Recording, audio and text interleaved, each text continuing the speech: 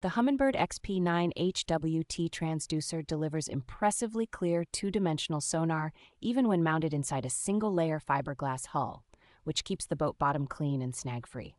Its dual-spectrum CHIRP coverage, spanning a wide frequency band, helps separate fish from structure and maintains reliable performance from shallow flats down to serious depth.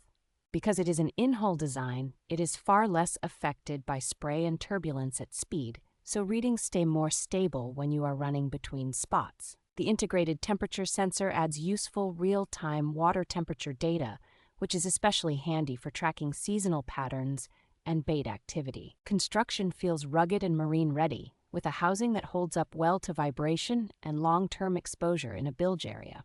Installation is straightforward for compatible Humminbird HELIX and other supported units, making it an easy upgrade for anglers who want better sonar without drilling through the hull.